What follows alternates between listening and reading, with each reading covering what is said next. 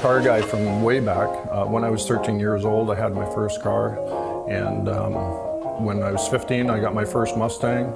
Even today, I still have 5 Mustangs, so it's a real passion for me. I mean, people call me a gearhead, so it's what I love to do. I actually love to come to work every day.